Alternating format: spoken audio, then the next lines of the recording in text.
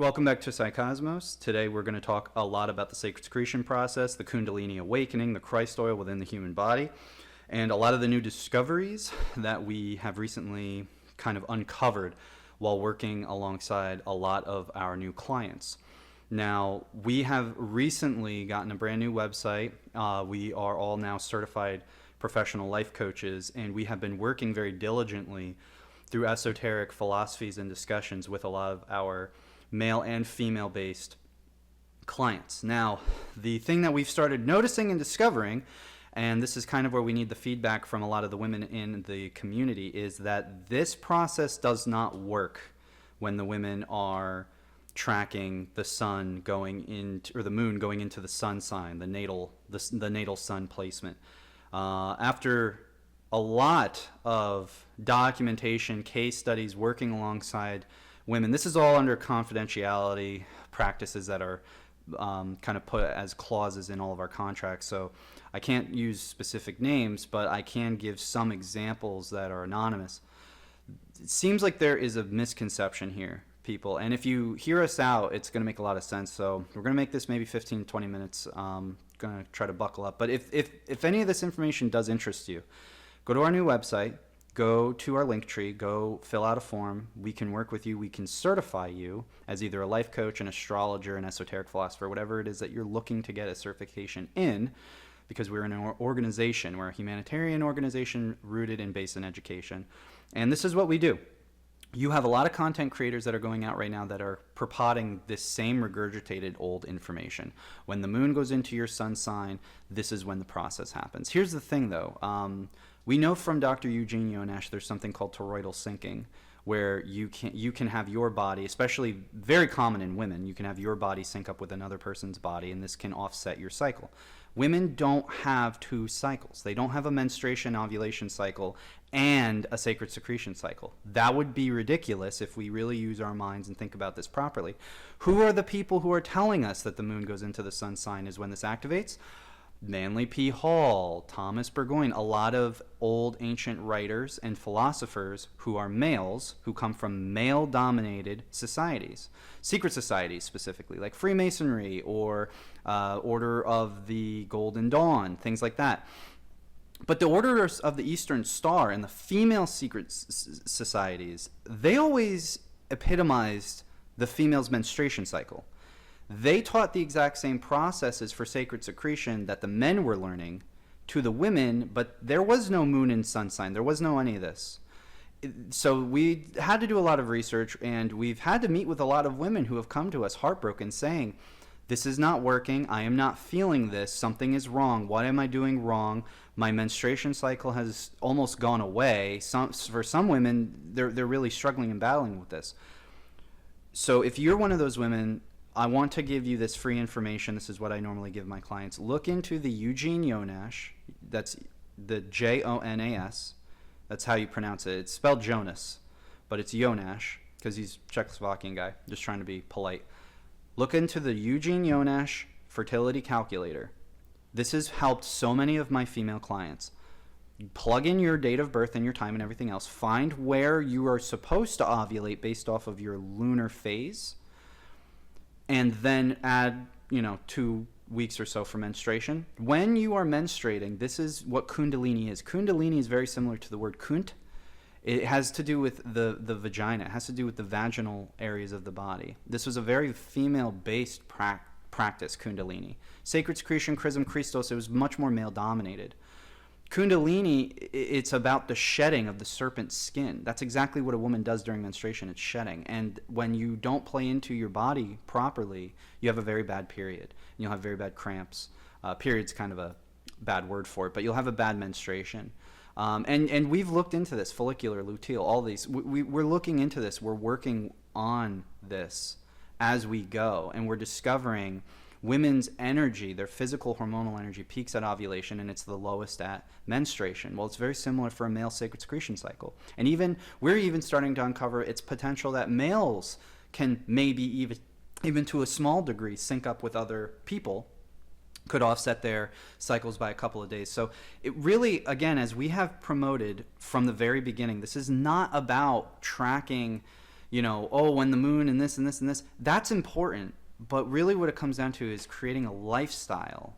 You don't want to create this stigma and then feel like you can just do whatever whenever you're not on your sacred secretion time. This is a lifestyle. So for any women out there, if you're doing the sacred secretion where the moon goes into the sign of your sun and it works for you, then do that. Absolutely. Do not break away from anything that is working. But truly ask yourself if you are feeling that emotion every single time, or if there's some kind of powerful emotions that are coming to you through your menstruation cycle, or if any of this menstruation information makes sense. And of course, as always, that was a very long introduction. I just wanted to give you that bulk of the info, but I also have Rich here as well, and we've all been studying this for quite some time. So as Matt touched upon, a big part of this has been expanding our knowledge base and more specific aspects of the sacred secretion process, not just how it relates to themes of the divine feminine and esoteric traditions, but also how it applies and how we can track it to specific differences and both larger and subtler features of the human body when it relates to the female anatomy. So one of the big problems that we've consistently run across, and we've touched upon this pretty much throughout our entire time talking about the sacred secretion, is that, as Matt said, the focus is male-centric in a lot of these documents. And it doesn't mean necessarily that they were disrespectful of the female form or couldn't be bothered to take an interest in it. And it certainly doesn't mean that there was an outright disrespect towards the feminine archetypes and aspects of the divine feminine in nature, in creation, and in the human form and spirit. What it does mean, though, is that unfortunately their level of depth of penetrating to the roots of the features, the specific mechanisms of action, how to track the timing, all of that stuff, that was not applied in the same way to the female body specifically.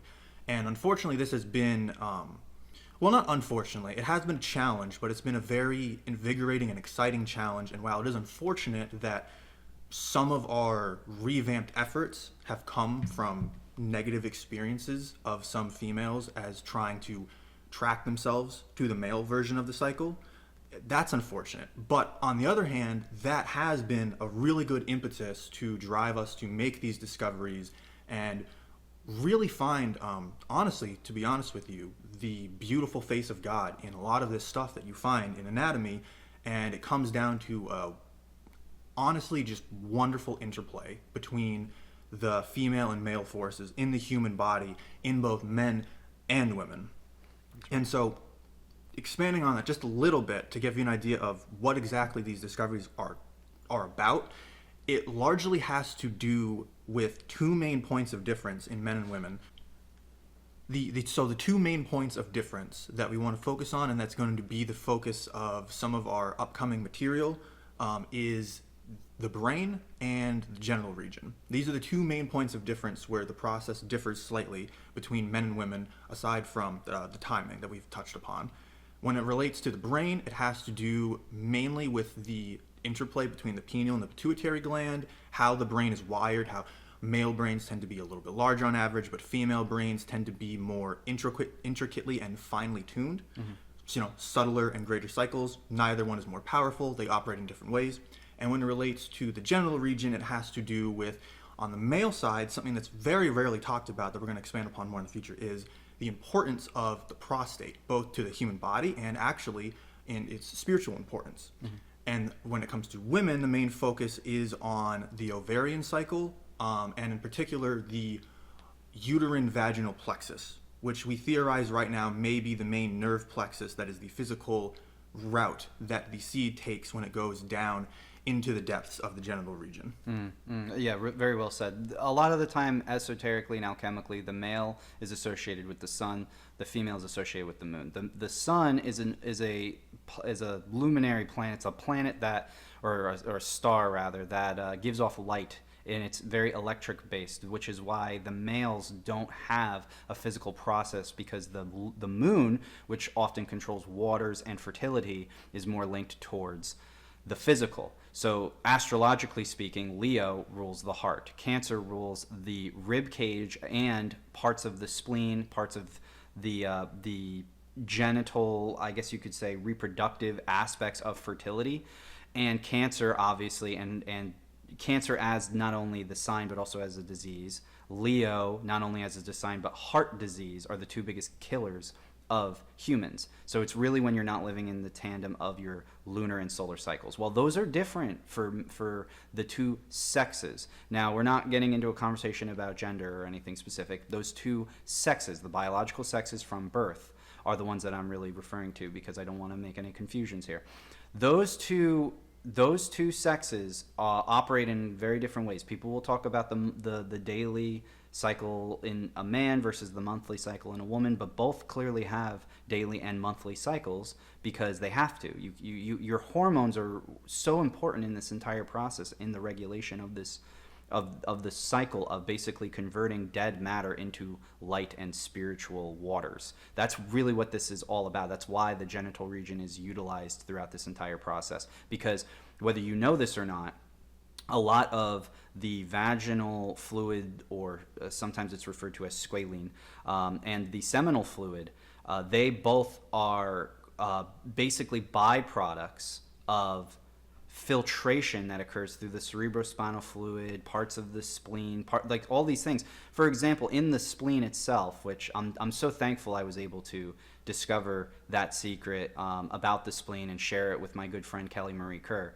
But that was one of the big things that I gave to her, and that has gone such a long way. She's tremendously looked into this because of the reality of it, because the spleen is such a powerfully secret organ, and in fact it converts most of the mucus and the dead cells that we have into white blood cells. This is why there are people who will fascinate over extreme diets, and they don't have a balance between bioelectrical fuel and mucus. Mucus causes disease. You don't want to be overly mucosous, but you need mucus. You need that physical matter in order to dredge up the crap and then convert it into things like white blood cells or reproductive fluids. And so many women that I've worked with have lost their menstruation cycles due to extreme fad dieting, or even not properly aligning themselves with the sacred secretion cycle. I will work with these clients, and some of these women will come to me and say, I don't even know when my cycle is anymore. I can't track it. So I give them this calculator. Again, that is the Eugene Yonash Fertility Calculator. And you can go online and you can discover where you're supposed to ovulate. Now, that doesn't mean that if you're not ovulating or menstruating in accordance with that calendar that there's something bad.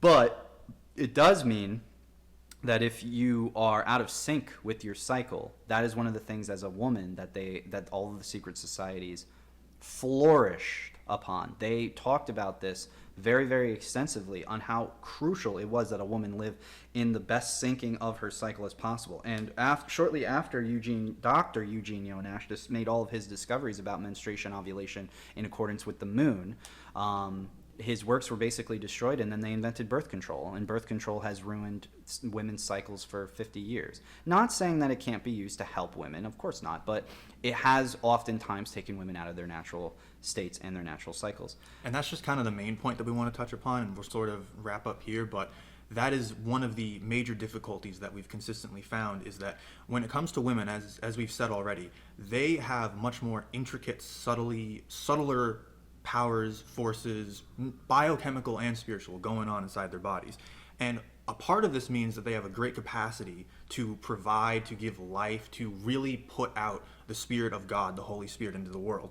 But another part of that means is that in different ways that men are, they are more susceptible to influences that are outside of themselves, that can mess with these natural cycles and occurrences in their body. And birth control has been a huge one, because when trying to track a sacred secretion time and trying to base it off of the woman's natural cycles in the body, meaning the ovarian one and the uterine one, the main point of difficulty is that when women have so many factors going on inside of their bodies that can influence their natural fertility cycles, when you add in any one additional factor into that mix, it can have a cascade of compounding effects. And birth control is a fantastic example of that, where it has done a great deal of harm in a lot of ways, we think, because you are messing with your body's natural hormonal levels.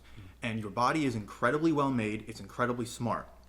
but it is not foolproof, and you cannot just pump it full artificially with different chemical compounds of any kind and expect to just achieve a one-to-one result. You can't just pump yourself full of more estradiol and expect to be able to avoid pregnancy without any attempts of your body to correct this imbalance, which can lead to a bunch of different issues. Yep. And from what I've found in most cases, working with the males and the males definitely align with the moon going into their natal sun more than the women align with that. And naturally, the men don't have a menstruation or ovulation cycle that is external or exoteric, where they can actually see that as a physical manifestation, as in blood or something along those lines.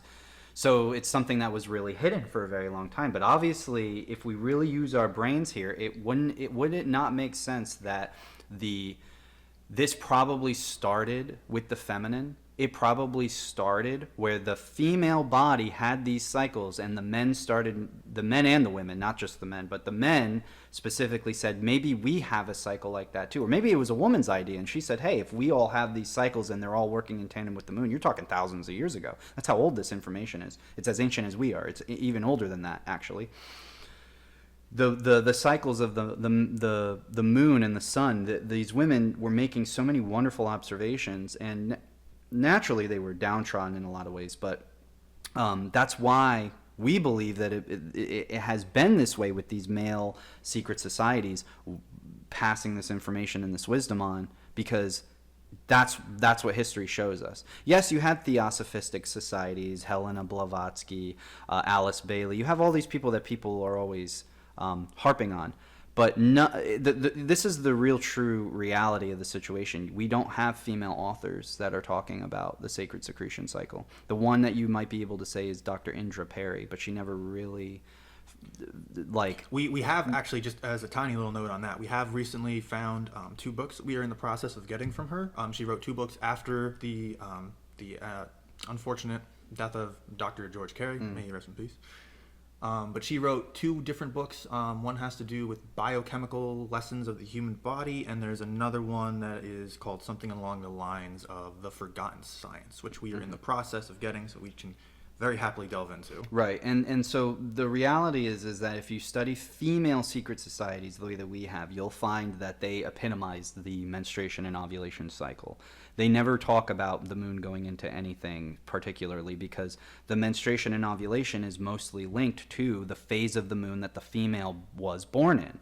And this is, again, Dr. Eugene Yonash, Fertility Calculator, go look it up. So the whole point of what we're getting at here is we're now starting to get the documented information where when we are having these women as clients play into their own personal cycles, their lives are improving dramatically, because that is what we believe is the correct cycle. Now, again, if you're doing the moon going into the sun sign as a woman, keep doing it if it's working for you. Obviously, there's a lot that has to deal with your own mentality and your own consciousness in the application of this process occurring. You know, it seems as though these cycles oftentimes can be I guess you could say reaffirmed. I mean, there are moments where I will have like a Kundalini like breakthrough, and the moon isn't anywhere near my sign.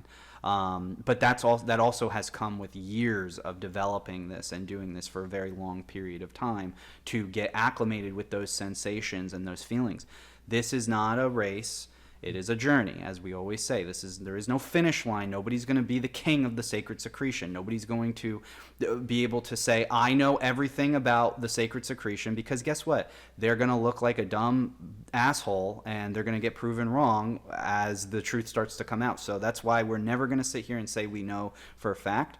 But please, if you are a woman or man, doesn't matter, drop comments down below what you think and tell us your experiences. And if this is something that really piques your interest, go to our new website, www.teampsycosmos.org. You can purchase or get a lot of our new materials. We are coming out with a free ebook very soon about a lot of this information. And you can also sign up for our new Psycosmos life coaching program, where we can not only certify you to be a life coach, but we'll teach you all of the esoteric wisdom that we have, from anything having to do with astrology, tarot, Kabbalah, advanced astrology, advanced Kabbalah, and the like. A lot of psychology, a lot of physicality, things to get yourself back into shape or to set your mentality straight. If this is something that interests you, go check out our website, go check out our forums, our link tree, everything else. And we, as always, really love and appreciate you guys. We've been working very diligently and very hard in a much more concentrated one-on-one effort in the last number of months. We've also been doing online group lectures. You can go check out our links for that as well. We are doing online group lectures. There will be one that we will be holding on the 21st of January if all goes well. So please look out for all of those links and everything else. And as always, we love you guys very, very much. I love you. Thank you. Thank you for Thank you everything you guys do. Take care, guys.